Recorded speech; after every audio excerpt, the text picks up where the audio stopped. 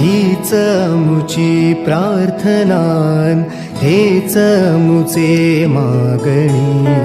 हीच मुची प्रार्थनान, हेच मुचे मागणी.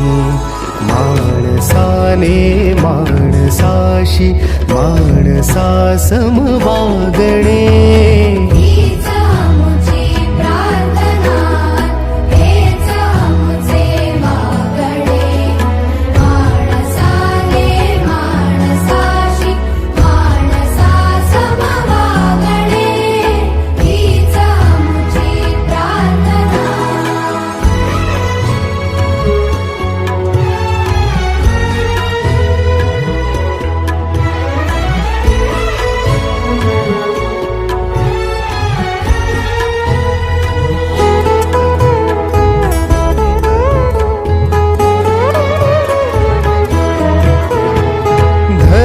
जाती प्रांत भाषा द्वेष सारे संपू दे.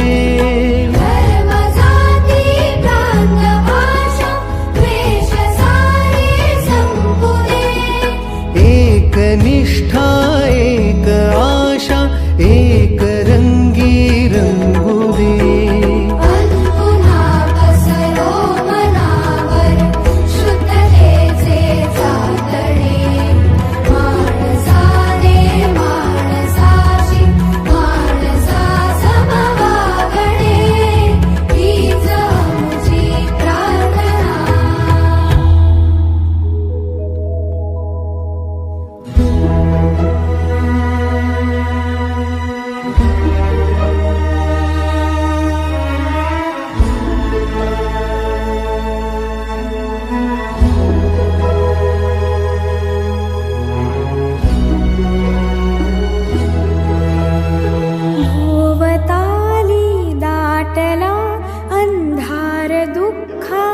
शब्द नाही खरं तर, कारण जिथे श्री गुरु, मी फक्त एवढंच म्हणेल विद्यार्थी मित्र, यासाठी महाराजांचा हात पुढे यायला आणि यासाठी तुम्ही जे लिहिले.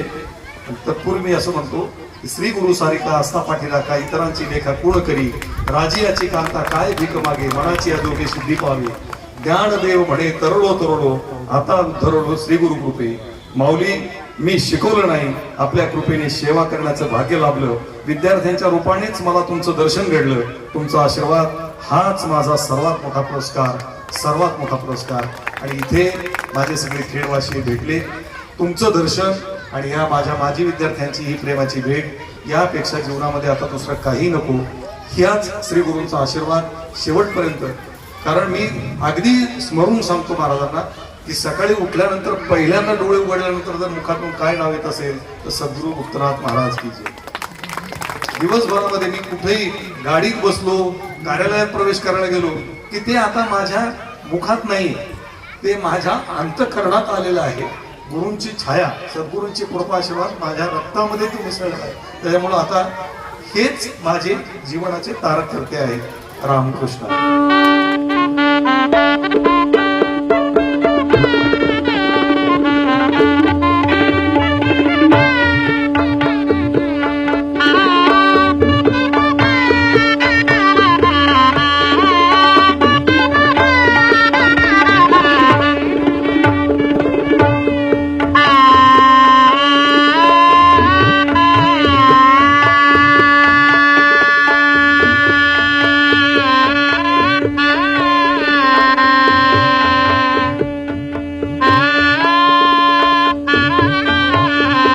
डॉक्टर कुमार सप्तर्षी साहेब यांना शिक्षण विभाग, जिल्हा परिषद अहिल्यानगरच्या वतीने भावपूर्ण श्रद्धांजली समर्पित करतो.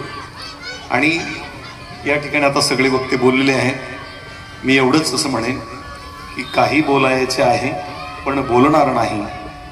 देवळाच्या दारामध्ये आता भक्ती तोलणार नाही. 1988 साली जेव्हा प्रवेश झाला होता तेव्हाची स्थिती आणि आजची स्थिती, आज गावाची स्थिती आणि 1988ची स्थिती, हा जो एवढा मोठा पल्ला आहे, त्या पल्ल्यामध्ये इथे जे गावाचं रूप बदललं, शैक्षणिक बदललं, माध्यमिक स्तरावरचं बदललं, तर या सगळ्या गोष्टीमध्ये जे आमूलाग्र बदल घडले ते घडवण्यासाठी जे पदाधिकारी कारणीभूत ठरले असतील त्या सर्वांचं मी प्रथमतः मनापासून अभिनंदन करतो आपण टाळ्यांच्या गजरामध्ये त्यांच्यासाठी. कारण आज त्यावेळची स्थिती आणि आज इथून रस्त्याने येताना आपण एखाद्या विशिष्ट शहरामधून चाललो की काय असा भास होतो. याला सगळे कारणीभूत, सगळे ग्रामस्थ कारणीभूत, सगळे पदाधिकारी कारणीभूत. आणि म्हणून जे मी असं वेगळं काहीच केलं नाही, जे केलं ते तुम्ही त्यासाठी कारणीभूत ठरला, तुम्ही माझे प्रेरक ठरला.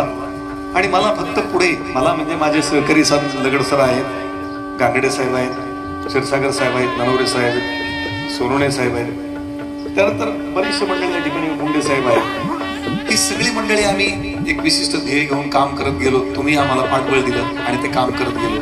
एक थेंबाथेंबाने जसं तळ साचतं तसं एक कामाकामाने ते साचत गेलं. कुठली अशी ठराविक उद्दिष्ट ठेवून काम करत गेलो नाही. आणि तसं केलं असतं तर कदाचित खेड ग्रामपंचायतीने, कर्जत ग्रामपंचायतीने, नंतर जिल्हा परिषदेचा पुरस्कार, नंतर राष्ट्रीय पुरस्कार असं